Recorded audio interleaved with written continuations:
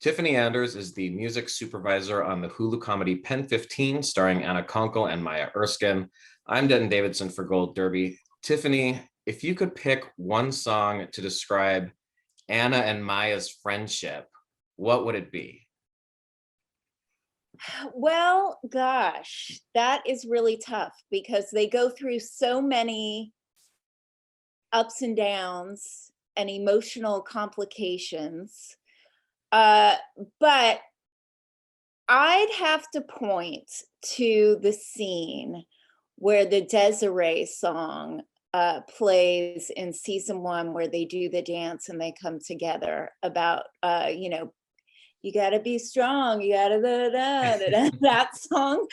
I feel like that is kind of the backbone song of their friendship because there's so much there for each other,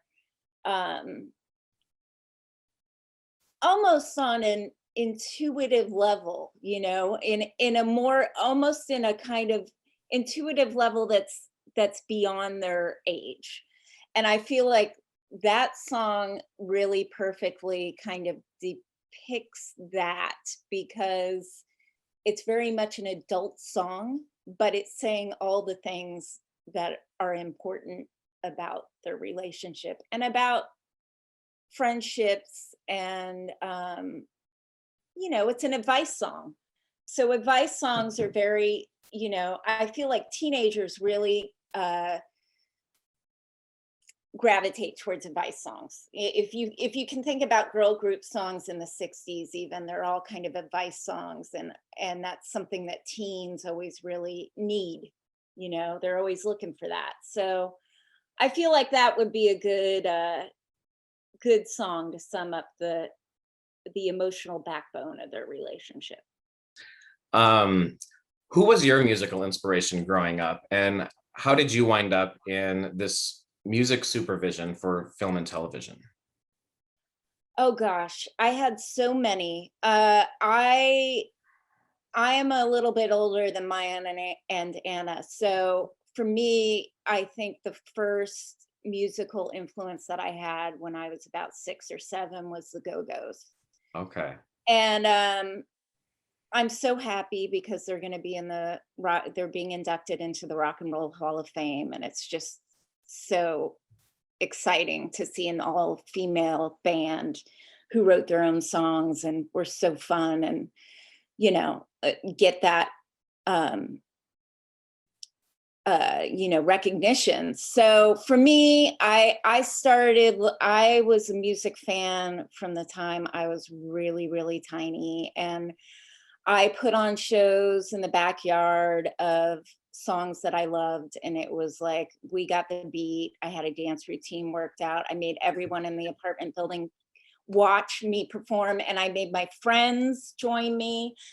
So I've just been a music fan since I was a little kid, like obsessive. And in my teen years, which was, early 90s, so I'm about 10 years behind Maya and Anna, I got way into I was into punk, I was into grunge, I was into, all the stuff that was happening at that time. I went to a lot of shows, and then I started playing music myself. And then I kind of was interested in this world of music supervising, and I just kind of jumped in and started working on indie films, and I really love it. I love music supervising. Well, it seems like a very fun job. Slob My Knob by 3-6 Mafia is the first song we hear in episode 1. Well, Maya's making out with herself in the mirror. Why this song for this moment? Okay, so I think Maya and Anna had thought of, like, they wanted a really dirty hip hop song in that scene. And we had some complications with that. There were issues. Hip hop can be very complicated in general. 90s hip hop in particular, because 90s and late 90s, 2000s, because there were all sorts of sampling issues back then, and everything was really crazy. So I actually suggested that song. It was one of my suggestions, and they loved it. And it was kind of my guidance from Maya and Anna were the dirtier the better. And I couldn't think of anything more ridiculous for her to be singing, and also just completely inappropriate. Like, she almost doesn't really get it, and she's just trying to be cool for Brant. This is all about him. So just something that's like completely beyond. And I thought that was very male teenage, and so they loved that one, and that's how it ended up in there. And then later on, we hear Getting Jiggy With It by Will Smith as they arrive at the pool party. I can't think of a better pool party anthem of that era. Why did you decide on that? Maybe that's why. And did it remind you of any party songs of your age when you were that age?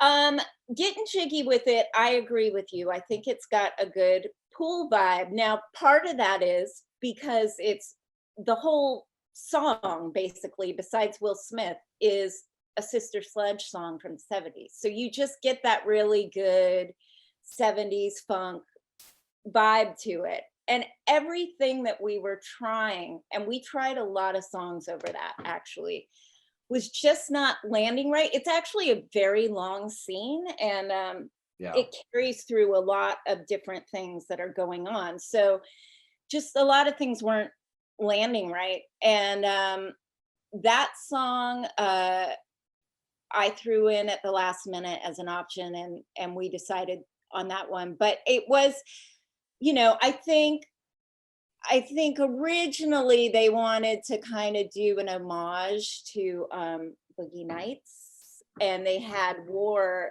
as an option in there, but that wasn't working either. So we ended up, I find it kind of funny because what we ended up with, I feel like still has that 70s vibe to it, even though it's an iconic 90s song because of the sample. So Right. I feel like we kind of got the best of both worlds by using that song. And it's so preteen, and so, that early teenage year where it's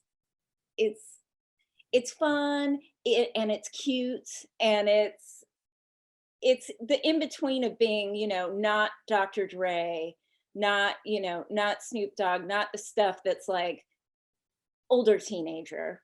Yeah. It's kind of the more cute teenager where you're kind of trying to be cool, like you're trying to get in that A little more realm PG of, like, rated. yeah, you're PG. You're still a little PG, but it's still a little hip. How long does it take for you to choose songs for each episode, and what's that process like do you have to get the rights for them, or do you have a list that you can choose from, or how does that work? So, it's all a creative conversation with the 3 EPs. It's Maya, Anna, and Sam who directed all of these episodes. Yeah. And it just becomes a creative conversation. There's a lot of stuff that'll be written in the script that gets changed, like, for instance, not using War and using Getting Jiggy With It instead. I think the EPs have an idea of what they want, and then we kind of take it from there. And it really just, it's really a creative conversation. Like I said, there's certain things that are harder than anticipated. I mean, we have song lists that go like this long, where they're throwing ideas at me and I'm looking into them and I'm going, this one we can't have, this one, so it's just kind of that creative process of figuring out what will work and what's too hard, and all that kind of stuff. And how do you balance when it's going to be like a lyrical song or something instrumental? Is that someone else working on that, or are you involved in those conversations as well?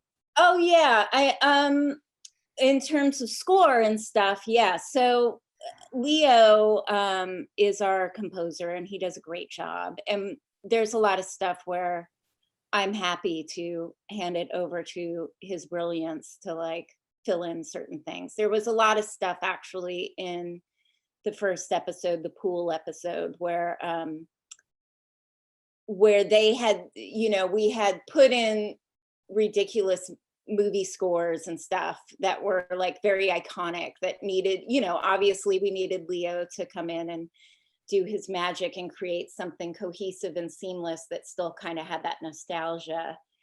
And he's done a lot of work. I mean, he did a lot of work on the play, which, he created the whole weird opera thing. So, Yeah. so he's been fantastic because that if I would have had to find something like that, it would have been really hard. And As I Lay Me Down by Sophie B. Hawkins plays after Maya and Anna are kind of hitting rock bottom at the end of an episode, and they want to make themselves disappear. It's a little more dramatic. What brought you to decide on that particular song? I think that whole episode, that actually I think was Sam, the director's choice, but that whole episode, I think it was fun to play with like really female, almost kind of adult female point of view, because they're such in their feminine power with their witchy witchcraft and stuff that it kind of felt really great to use female voices from that time period. I think Anna has always wanted to use Enya in this show. Okay. We have yet to find that sweet spot, but I mean, if that explains any of the kind of like, spiritual kind of female stuff. It's all stuff that they're gonna encounter later as adults, I feel like, but that they're dipping their toes into this area of, a Sophie B. Hawkins or, Veruca Salt's witchcraft happening there. Female power. There's so many dramatic moments in this series, even though it's a hilarious comedy. Is that a challenge for you to balance those elements, or is that part of the fun? Because the music really sets the emotional tone. I mean, it has such a huge impact on what you're watching, just hearing what you're hearing in the background. Yeah, absolutely. And it's a very fine line to walk. I think it was hard.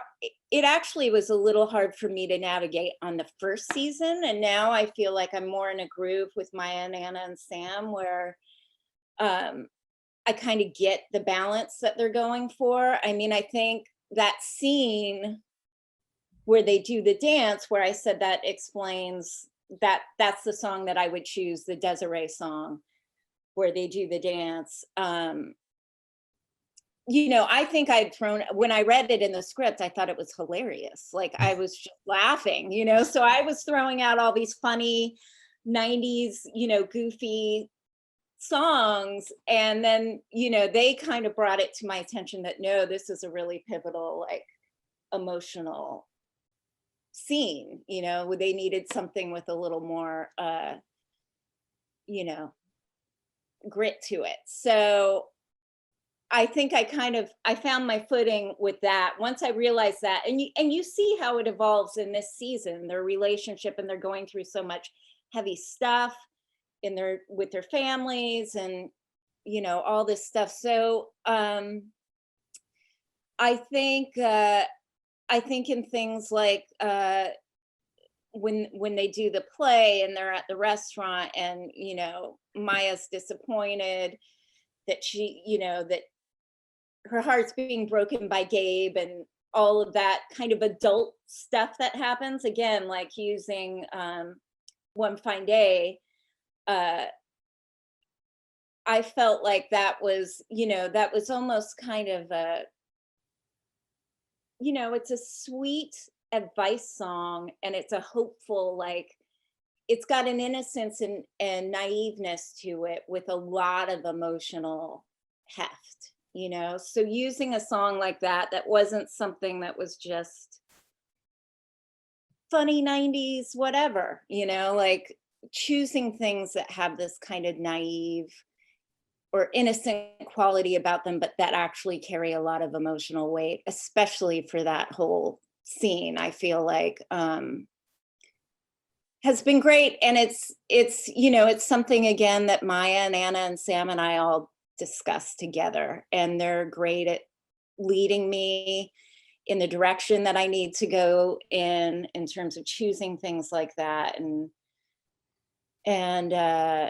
yeah, I think I you was know, curious about that because it is older for them, and then we also have like a Tony Bennett song in the play yes, episode, so there is a little bit of nostalgia that we see weave in and out, but those are timeless classics that, I mean, they're not really anyone's era anymore. They're kind of American era. it's true. It's true. Yeah, I mean, I think, with the Tony Bennett, that was something that Maya, it was one of her must-haves for that episode. And I think again, it's this sort of, you know, it's they're in that time period where you're very, very like romantic, and you have this very romantic idea about being an adult, you know, and what that is. And you're feeling, and your emotions are so intense. So I think, and songs, especially when you're a teenager, like resonate with you emotionally so much more than I feel like they do when you're an adult and you're listening to One Fine Day, you know, or The Way You Yeah. Look Today by Tony Bennett. So I think those choices are kind of brilliant for the meaning that they have when you're a teenager, and like what you perceive adulthood to look like in this dreamy, you know, kind of fantasy world of what it is, and holding the emotion, those emotions that are so heavy, you know. And Yeah. also it's funny, you know, like it's funny to, it makes you laugh that there's this serious Tony Bennett song that she's probably just like, you know, oh my god, he's playing this romantic and, you know, whatever kind of song.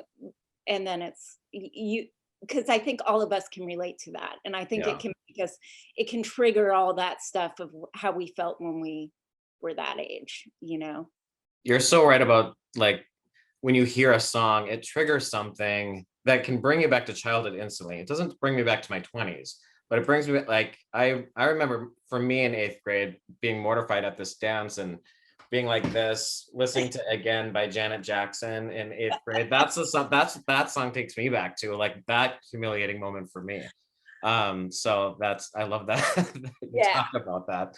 yeah. You get into some other like kind of more deep cuts with, you mentioned Veruca Salt, Dave Kennedy, the Pastels. Is that the kind of music that you think they listen to, or is that more of a representative of the mood or the mindset that they're in? I think it's more of a representative of the mindset that they're in. I mean, the Pastels was an interesting one because, yeah, because it's outside of what's going on, you know. It's almost commenting on the scene more than it's something that they would listen to. And the Dave Kennedy was just, it was just a funny Yeah. little thing that just seemed to work great. And again, it was a direction from Maya and Anna, where they were kind of like, you know, they were giving me directions from different movies and different things, and they were like, you know, we want it to be like this. So I just kind of went wild there, and I dug that one up, and they thought it was hilarious. So that's how that ended up in there. Well, all of your work just, it seems so fun, and I want to thank you for talking with me about your work on PEN15. And good luck to the entire cast and crew this upcoming Emmy season. I want to encourage our viewers to head over to goldderby.com, make your awards predictions, and see more interviews with top contenders. Tiffany, thanks so much for talking with me about PEN15 today. Thank you so much for having me.